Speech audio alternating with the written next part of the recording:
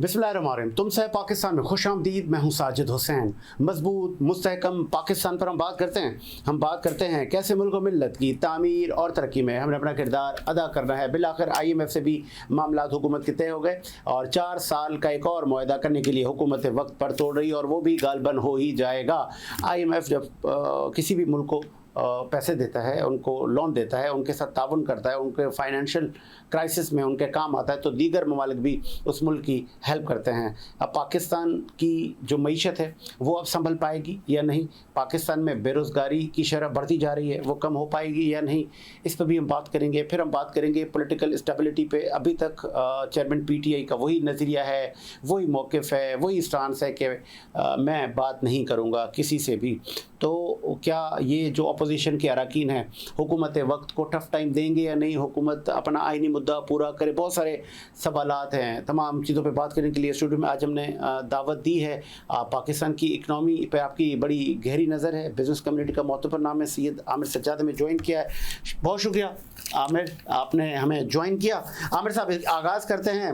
IMF से छुटकारा दिलवाएंगे, बड़े बड़े नारे लगाते हैं हमारे पॉलिटिशियन हजरात, मेरी हुकूमत आई तो ये हम कशकोल तोड़ देंगे। जब हम स्टडी करते हैं, ग्राउंड रियलिटी पे आते हैं ये सियासी नारों से, तो IMF के अलावा हमें कुछ दिखता ही नहीं है और मुझे नहीं लगता कि IMF से हम आगे आने वाले 10 साल में हम जान छुड़वा पाएंगे। क्या मैं सही हूँ? बिल्कुल।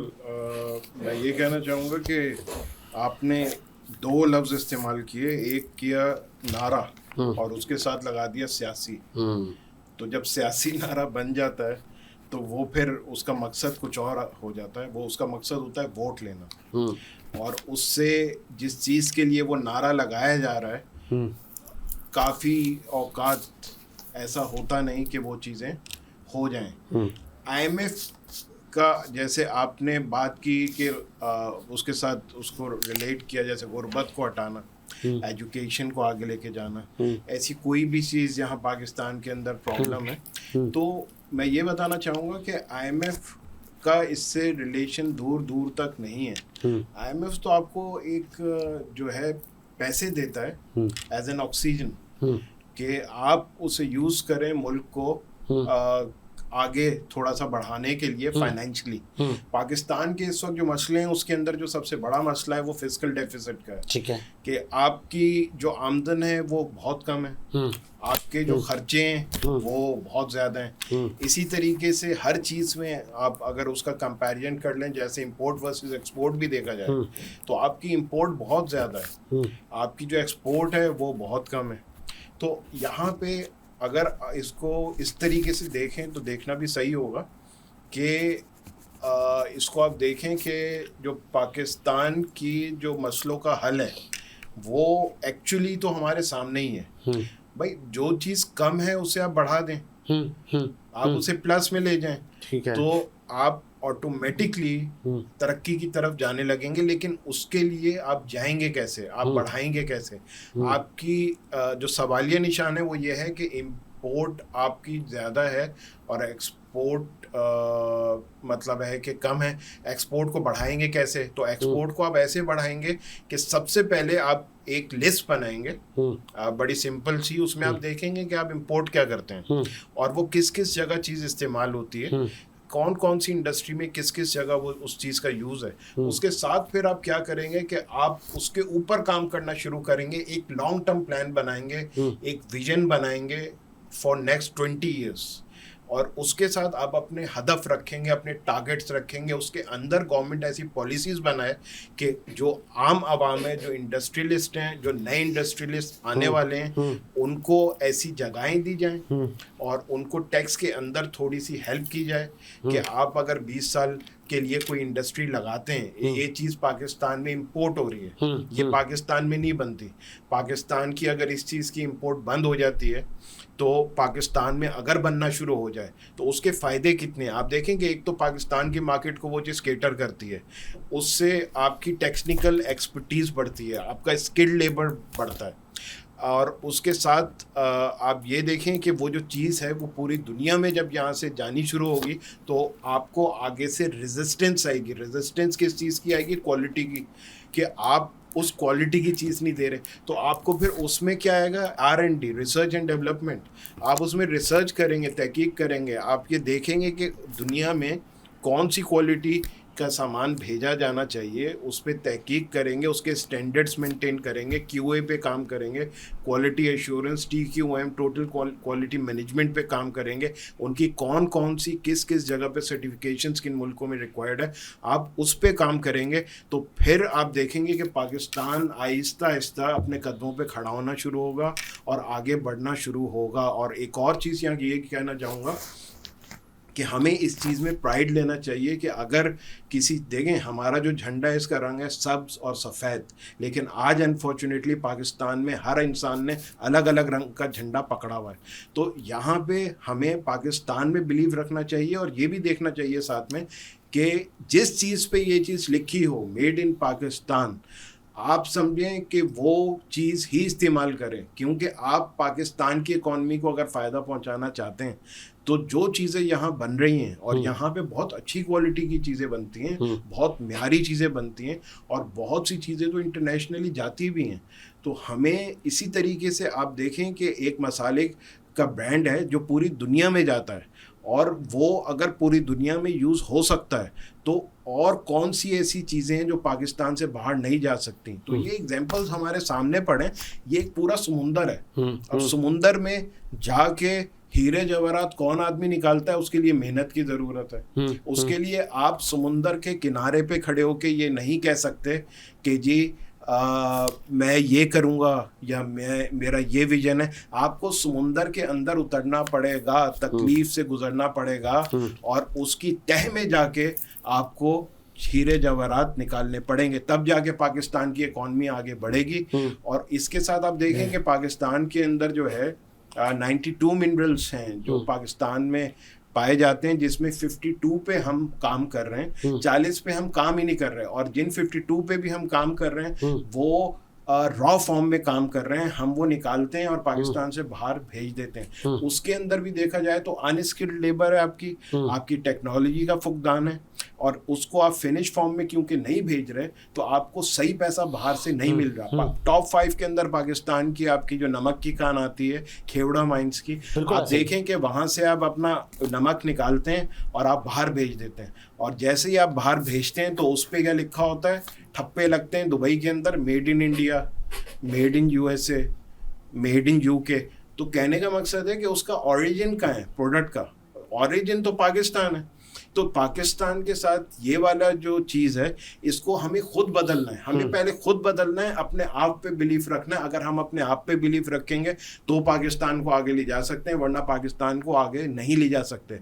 पाकिस्तान का 55% बच्चा इस वक्त स्कूल नहीं जा रहा, और हम बहुत प्राइड लेते हैं ये कह के कि हमारी जो यूथ है वो 65% है। अगर हमारी यूथ 65% है तो 55% आप उसमें से देखें कि उस जो लोग बड़े होंगे और टीनेज में अपने उसमें आएंगे, और आगे जब जॉब के फेज में आएंगे तो आधे से ज़्यादा लोग उसमें से अनपढ़ जाहिल गवार होंगे। तो उस पे काम करने की ज़रूरत है कि चीज़ को समझा जाए कि एजुकेशन के अंदर जितना पैसा कोई भी लगा सकता है, कोई बिजनेस कम्युनिटी से भी लोग सुन रहे हैं, ऐसे भी तो बोला। इस वक्त हमें ज्वाइन किया है आप मेंबर नेशनल असेंबली मिर्ज़ा इख्तियार बेग, बिजनेस कम्युनिटी का बड़ा मोतबर नाम है, खुशामदीद कहेंगे मिर्ज़ा इख्तियार बेग साहब।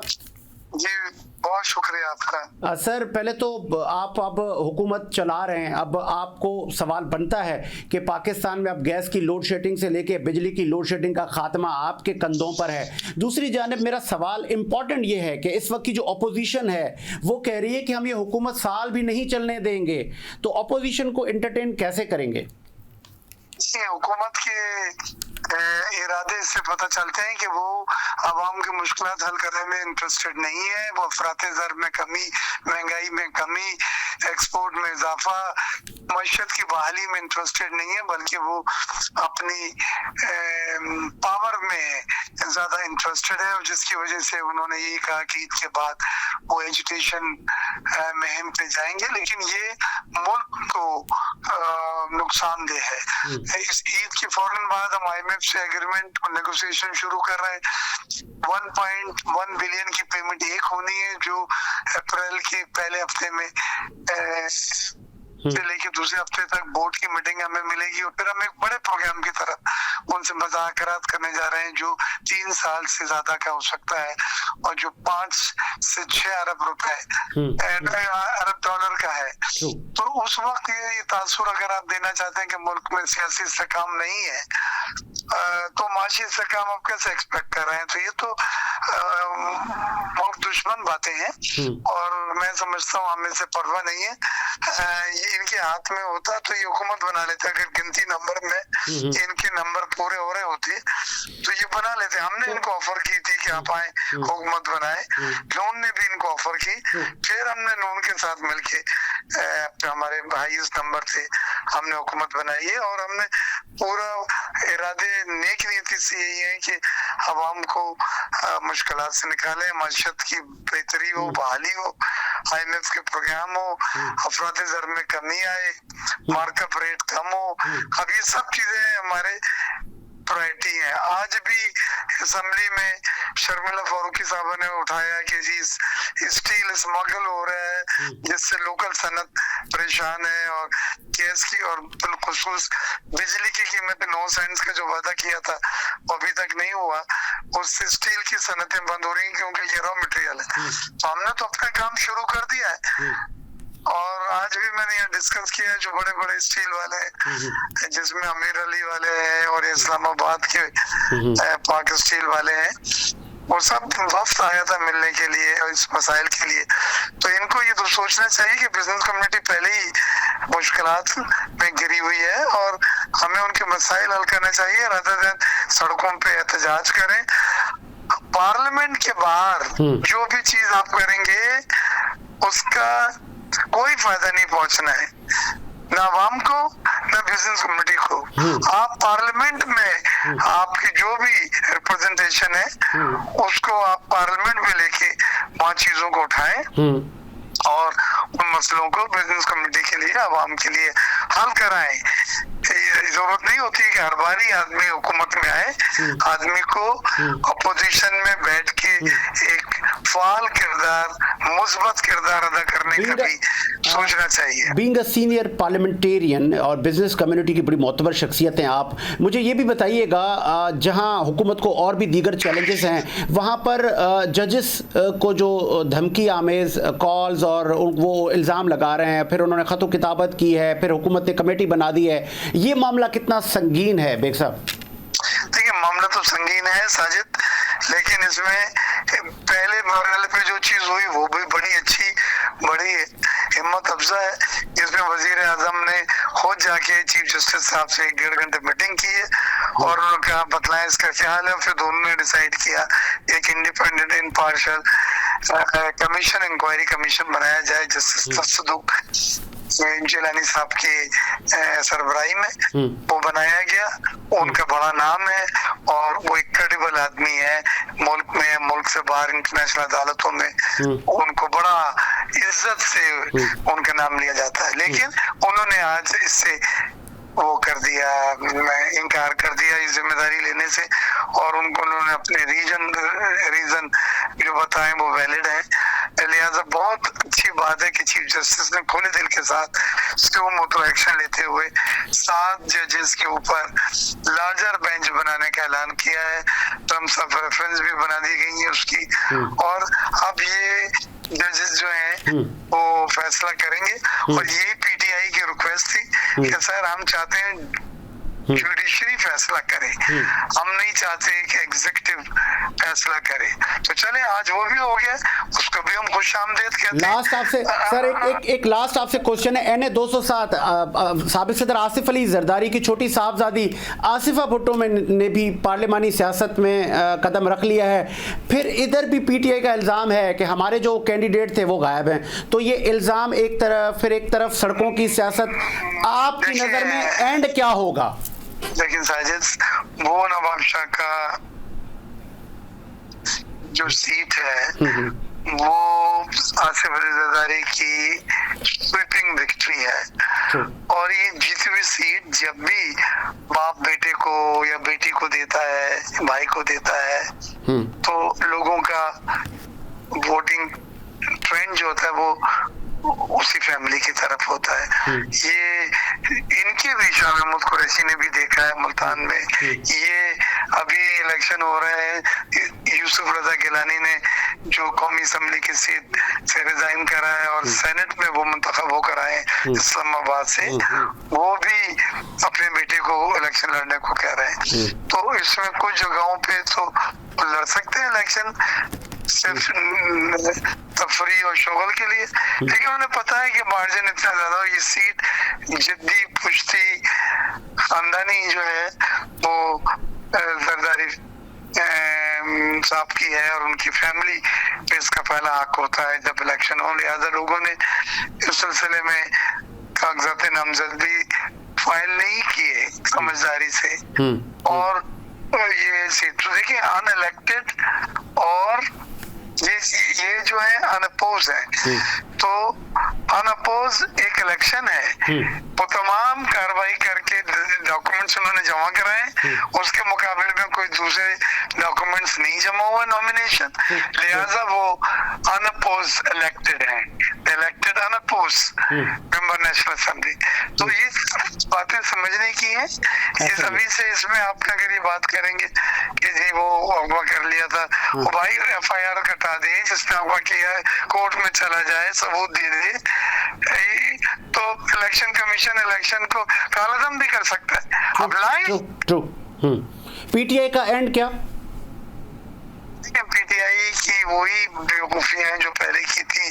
कौमी असम्बली से उन्होंने रिजाइन कर दिए थे, सड़कों की सियासत को तरजीह दी थी, पार्लियामान को छोड़ के बाहर निकल गए थे। ये फेल मॉडल है। आपने जो कुछ करना है पार्लियामान में रह के करें, हम वहां पर हैं, हम इनके बंदों को मौका दे रहे हैं, पॉइंट ऑफ ऑर्डर पे भी बोलने का मौका दे रहे हैं, एहतजाज करने का भी मौका दे रहे हैं। इनके जो आवारी हैं उनके अगर कोई हमला हुआ था, हमने कंडेम करा, स्पीकर साहब ने उस पर एक्शन के लिए, कार्रवाई के लिए कहा, तो इनको तमाम वो सहूलतें हासिल हैं पे ये अपना पॉइंट ऑफ व्यू कानूनी तौर के ऊपर मेकअप कर सकते हैं। ठीक है, बहुत शुक्रिया आपके कीमती वक्त का। मिर्ज़ा इख्तियार बेग ने ज्वाइन किया था, मेंबर नेशनल असेंबली हैं आप। आगे बढ़ाते हैं प्रोग्राम को। आमिर सज्जाद हमारे साथ मौजूद हैं। सज्जाद साहब, आपने सुना कि हुकूमत को चैलेंजेस तो हैं। बेग साहब ने कहा कि मैंने स्टील इंडस्ट्रीज़ के जो बड़े नाम हैं मैं उनके साथ मीटिंगें कर रहा हूँ, हुकूमत अच्छे कॉन्फिडेंट के साथ आगे बढ़ रही है, तो क्या समर इस 5 साल बाद आवाम को मिलेगा?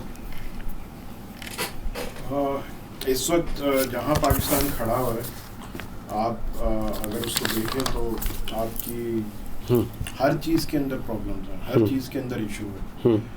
और आप ये देखें कि यहाँ से ब्रेन ड्रेन बहुत हो रहा है पाकिस्तान से, वो अलग हो रहा है। बिजनेस कम्युनिटी भी खुश नहीं है क्योंकि आपका जो बैंक पॉलिसी रेट है वो बहुत ऊपर चला गया। और आप पीछे अगर 8 महीने का उठा के देखें तो एक महीने में 1% ऊपर गया, 16 से 17, 17 से 18, 18 से 19 और फिर बढ़ता ही चला गया।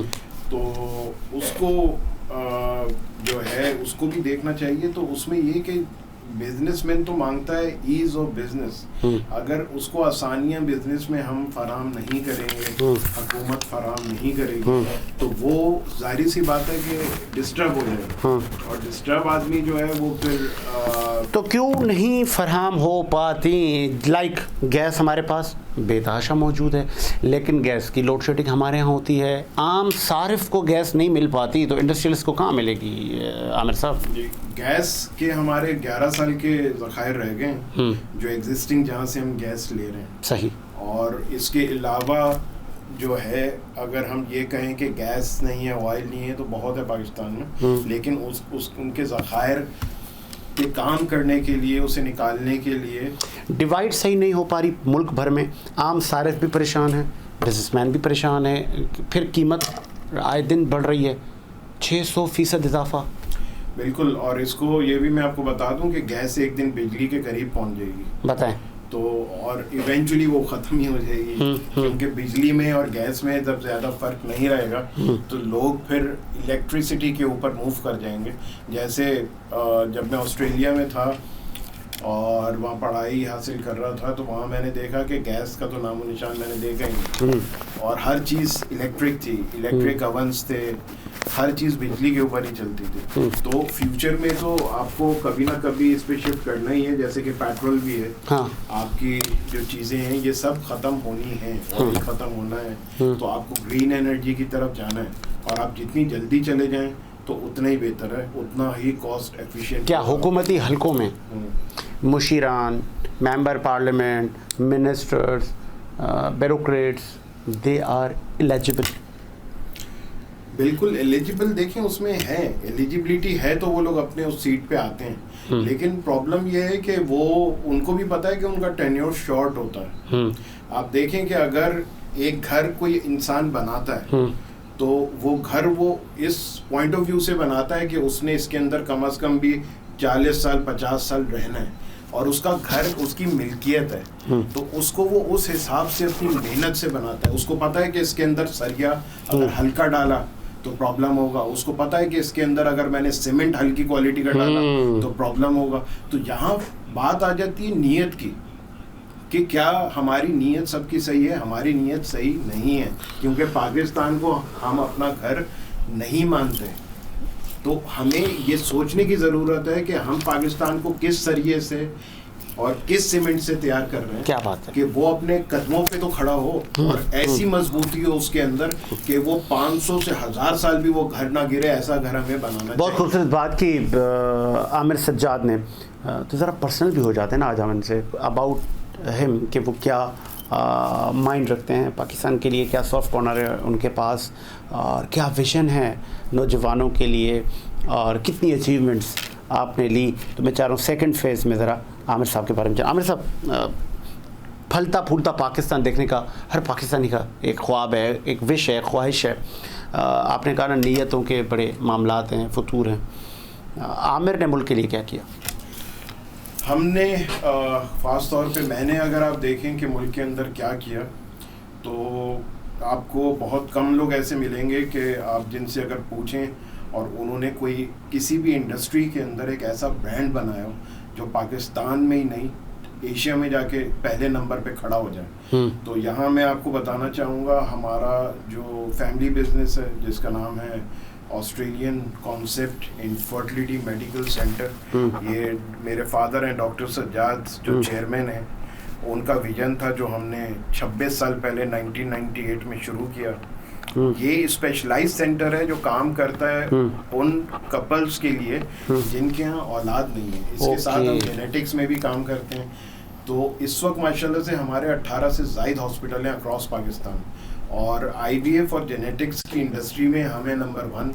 और इस साल जो है माशाल्लाह से रमज़ान के अंदर हमने हमारा एक पैकेज भी निकाला है। ICSI जो हमारा प्रोसीजर होता है जो लेमैन में टेस्ट ट्यूब कहलाता है, उस पर 1 लाख का डिस्काउंट दे रहे हैं हम लोग, और PGD के प्रोसीजर पे 1.5 लाख का डिस्काउंट दे रहे हैं, क्योंकि हमारी 25th एनिवर्सरी भी चल रही है उसके साथ साथ। तो यहाँ मैं आपको ये बताना चाहूँगा कि इसके अंदर टेक्नोलॉजी में आप देखें कि जैसे हमने सफ़क़त हासिल की, और आप हमारे जो हॉस्पिटल के जो मशीनरी है या इक्विपमेंट है या टेक्नोलॉजी है, वो ऐसा है कि आप अमेरिका, UK, यूरोप किसी भी IVF और जेनेटिक सेंटर को आप पिन पॉइंट करके आप हमसे कंपेयर कर सकते हैं। हमारी टेक्नोलॉजी उनसे बेहतर नहीं तो हम उनके बिल्कुल बराबर खड़े हैं एक साथ।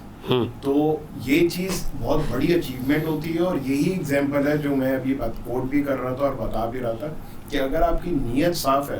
कितने कपल्स के ये इश्यूज मसाइल हल हुए हैं कि लेट्स सपोज 18 साल हो गए, 20 साल हो गए हमारे इस काम को, हमारे पास 10 लाख लोग आए, 5 लाख मुस्तफीद हो गए। हमारे सेंटर से माशाल्लाह से 15,000 से ज़ायद बच्चे पैदा हो चुके हैं, ज़बरदस्त जोड़ों के जिनके औलाद नहीं थी। और हमारा जो रिज़ल्ट है वो भी माशाल्लाह से जो इंटरनेशनल स्टैंडर्ड है 40-45% तक रहता है। और इसका सारा जो क्रेडिट है मैं कहूँगा कि मेरे फादर को जाता है, डॉक्टर सज्जाद को। 2 इंटरनेशनल कॉन्फ्रेंसेस होती हैं, अमेरिका की होती है ASRM, यूरोप की होती है ASHRE। इसमें हमारे कंसल्टेंट्स को भी वो भेजते हैं, खुद भी जाते हैं, और जो भी नई टेक्नोलॉजी है उन्होंने मुझे हमेशा एक चीज़ सिखाई। उन्होंने कहा बेटा जो ज़िंदगी दी है ना अल्लाह ताला ने, तो कहना कि ये पेशेंट्स की सर्विस करना, आमिर कहें कि हमें सर्विस करनी है और कहें कि इसके लिए हमें अल्लाह ने चुना है। ओह, रियली अप्रिशिएट। हाँ, कहें कि पैसा सेकेंडरी है, पहले सर्विस है। तो इस नियत के साथ हम जब उसमें उतरे तो अल्लाह ताला ने हाथ पकड़ा और आज माशाल्लाह से पाकिस्तान में इतने बड़े मुकाम पे पहुंचा दिया हमें कि अल्लाह ताला का जितना भी शुक्र अदा करें वो कम है। और हमारी विश है कि सज्जाद साहब को तमगाए इम्तियाज़ बिल्कुल बिल्कुल मिलना चाहिए, उनका ड्यू है, ही डिज़र्व। तमगा इम्तियाज़ भी उनको मिलेगा और हम उनको तुम सह पाकिस्तान अवार्ड से भी नवाजेंगे। होता क्या है, हम अपने लोगों को अप्रिशिएट करते हैं, उनकी जो सर्विसेज हैं उन्होंने पूरी ज़िंदगियां लगाई हुई होती हैं उस पर्टिकुलर फील्ड में। आमिर साहब, लास्ट मेरा आपसे सवाल ये कि आपने डिटेल में बता दिया, एक रुझान इस्लामिक मुआशरा है हमारा, अब वो रुझान है कि फौरी कपल आता है या वो कंफ्यूज है? इसमें देखें दो तीन पहलू हैं इसके। हाँ, एक पहलू तो ये आ जाता है शर्म का। हाँ, मैंने वही कहा ना, हमारे माशरे हाँ, में एक शर्म है, हया है। तो उसका क्या है कि हम जैसे कि हमारे पास ऐसे बहुत से पेशेंट आते हैं जो घर बता के भी नहीं आते कि हम जा रहे हैं। हाँ। वो कहते हैं हम शॉपिंग करने जा रहे हैं, वो आके ट्रीटमेंट करा रहे होते हैं। उसके अंदर क्या होता है कि टाइम वेस्ट होता है, यानी कि आप जितनी जल्दी आएंगे, मर्द के उससे फ़र्क नहीं पड़ता लेकिन फीमेल के उससे बहुत फ़र्क पड़ता है। फीमेल की जैसे बढ़ती जाती है उसके सक्सेस के चांसेस वैसे ही कम होते जाते हैं। तो फीमेल की जितनी जल्दी आप ट्रीटमेंट कराएंगे उतने ज़्यादा सक्सेस के चांसेस होंगे। और इसमें जामा अल अज़हर जो इजिप्ट में है उनका वहाँ से हमारे पास फतवा भी है। और आप अगर जो हस्बैंड है उसी का स्पर्म यूज़ करें, फीमेल जो उनकी वाइफ है उनका एग यूज़ करें तो बिल्कुल जाएंगे। वही चीज़ें बॉडी के अंदर होती है नेचुरली, बिल्कुल ऐसे ही ये बाहर होती है। हाँ। और हमारा जो इंटरनल बॉडी टेम्परेचर है वो 37 डिग्री सेंटीग्रेड होता है। तो हमारे पास वो सारी फैसिलिटीज़ मौजूद हैं, इंक्यूबेटर्स मौजूद हैं जो उसे मेंटेन करते हैं। ये भी बता दें अब चूँकि हमारे प्रोग्राम की निस्बत से क्योंकि ये लोग असासा हैं हमारे मुल्क का, आमिर साहब एंड हिज फैमिली, कितना महंगा इलाज है सर ये? इलाज को दो तरीके हैं देखने के कि अगर आप दुबई चले जाएं और अमेरिका चले जाएं तो ये इलाज है 60 से 70 लाख का। पाकिस्तान के अंदर ये इलाज है 6 लाख का। सही जी। और बाहर से इंटरनेशनली हमारे पास बहुत से पेशेंट इसलिए आते हैं क्योंकि इलाज करा के, टिकट खरीद के, रह के भी उनके पास पैसे बच जाते हैं। तो इलाज पाकिस्तान में बहुत ही इकोनॉमिकल है। और हमारा जो ये मैं प्राइड फील करता हूँ इसके अंदर, ये भी डॉक्टर सज्जाद की ही पॉलिसी है कि मार्केट के अंदर जो सबसे कम कोई अगर आपको रेट दे रहा है और सबसे अच्छी अगर कोई सर्विस दे रहा है तो वो है doctor Sajjad Australian concept. Doctor Sajjad अगर ज़िंदगी रही तो हम ज़रूर विज़िट भी करेंगे। हम इनका हॉस्पिटल तुमसे है Pakistan award business economic summit season 5 हम करने जा रहे हैं। विश ये है, टारगेट ये है कि जो डिज़र्व लोग हैं हम उनको पुश करें, हम उनको एंटरटेन करें, हम उनको रिकग्नाइज़ करें। हमने बहुत सारे लोगों को रिकग्नाइज़ किया तुमसे है पाकिस्तान अवार्ड से, आज उनको तमगा इम्तियाज़ भी मिला है बहुत सारे लोगों को। तो क्या कहेंगे? हम चाहेंगे कि बेस्ट विशेस का एक पैगाम आपसे भी लें। तुमसे है पाकिस्तान।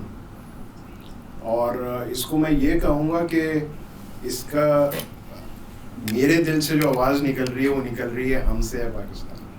तो हम सबसे है पाकिस्तान, तुमसे भी है, मुझसे भी है, हम सबसे है। when जब हम किसी को इंडिविजुअली कहते हैं ना, आमिर तुमसे है पाकिस्तान, तुमने ये काम किया है, बिल्कुल, तो वो प्राउड फील करता है कि यार देखो मुझे रिकॉग्नाइज किया गया कि पाकिस्तान के अंदर जो टैलेंट है हमारा उसकी यूटिलाइजेशन सही नहीं है। हुकूमतों का काम है ये। बिल्कुल हुकूमतों का काम है। और हुकूमतों का ये भी काम है कि आप देखें कि एक चीज़ है जैसे थर है, थर में कितना आप देखेंगे प्रॉब्लम है पानी पीने का। लोग आते हैं, मल्टीनेशनल कंपनीज भी आती हैं, वहाँ पे वो कुएं लगा के आते हैं, पानी के फिल्ट्रेशन प्लांट्स लगाते हैं। मैं ये कहता हूँ कि पाकिस्तान की सबसे बड़ी एजुकेशन हब थर क्यों नहीं बन सकता? रियली अप्रिशिएट, जबरदस्त जबरदस्त। वहाँ की जमीन इतनी सस्ती है, जितने भी एजुकेशनल इंस्टीट्यूट्स हैं उसको क्यों नहीं इंटरनेशनल तर्ज पे बनाते? और जब वहाँ ट्रैवलिंग होगी तो खुद ब बहुत चीजें डेवलप हो जाएंगी। और उसके साथ आप हॉस्टल्स भी बनाएं ताकि स्टूडेंट्स वहीं रहें, स्टूडेंट्स को आना जाना ही नहीं पड़े, और बाहर से यूनिवर्सिटीज भी लाएं, और जो पाकिस्तान के अंदर यूनिवर्सिटीज हैं उनके लिए गोल्डन अपॉर्चुनिटी है। वैसे तो जमीन की प्राइस कितनी महंगी है, आप थर जाए ना, थर में आप देखिए जैसे ही उसको ये चीजें आएंगी तो वो भी डेवलप होगा। इसी विजन के साथ पाकिस्तान भी डेवलप होगा, एजुकेशन आगे बढ़ेगी। पाकिस्तान आगे तब बढ़ेगा जब एजुकेशन आगे बढ़ेगी, और हमें 100% लिटरेसी रेट हर कीमत पे हासिल करना है। बिजनेस इकोनॉमिक समिट, सर मैं चाहूँगा एक मैसेज हमारी बिजनेस इकोनॉमिक समिट के लिए आपकी तरफ से क्या मैसेज देंगे, किस तरह के इवेंट्स होने चाहिए? बिजनेस इकोनॉमिक समिट ऐसे होने चाहिए कि जिससे कोई निकले आके, जिसने विजिट किया उसके अंदर पार्टिसिपेट किया, कि उसकी ज़िंदगी बदल जाए। उसकी ज़िंदगी कैसे बदलेगी कि आप उसके अंदर ऐसे लोगों को बुलाएं जिनसे वो सीख पाएं और समझ पाएं कि ज़िंदगी बदलती कैसे है। आप ये देखें कि इंटरनेशनली आप स्पीकर्स को बुलाएं, आप इंटरनेशनली बिजनेसमैन को बुलाएं, और पाकिस्तानी बिजनेसमैन को भी बुलाएं, और उनको जब आप आमने सामने बिठाएंगे तो आपको वो जो चीज़ें बताएंगे कि वो टॉप ब्रांड्स उन्होंने कैसे बनाए, जैसे कि हमने बनाया। यही होता है सर। तो बिल्कुल बशीर जान मोहम्मद साहब ने खुद डाइस पे आके बताया। बिल्कुल। तो उसके अंदर क्या है कि दूसरे लोगों को ये सीखने को मिलता है कि उन्होंने क्या किस किस स्टेप पे कदम, मतलब है कि आगे बढ़े, वो किस किस रास्ते पे चले, और रास्ता आप वही चुने जिस पे आप आगे बढ़ सकते हैं और जिससे आप ऊपर जा सकते हैं। और दूसरी चीज़ उसमें ये कि सबसे पहले अल्लाह ताला की रज़ा होती है, तो चीज़ें आगे बढ़ती हैं। और अल्लाह ताला की रज़ा तब होती है जब नीयत साफ़ होती है, और नीयत साफ़ कब होती है कि आप मैं हटा दें अपने अंदर से, मैं निकाल दें, और दूसरे लोगों के लिए सोचना शुरू कर दें, अपनी ज़ात के लिए सोचना ख़त्म कर दें दूसरों की। जिस दिन आप ज़ात का सोचना शुरू कर देंगे, पाकिस्तान आगे बढ़ना शुरू कर देगा, पाकिस्तान तरक्की की राहों पे जाना शुरू कर देगा। बहुत खूबसूरत बात की आमिर सज्जाद ने, और इसी उम्मीद के साथ मेरा मुल्क शाद व आबाद रहे। मुझे साजिद हुसैन को इजाज़त दीजिए। मुलाकात होगी नए प्रोग्राम के साथ। अल्लाह हाफ़िज़।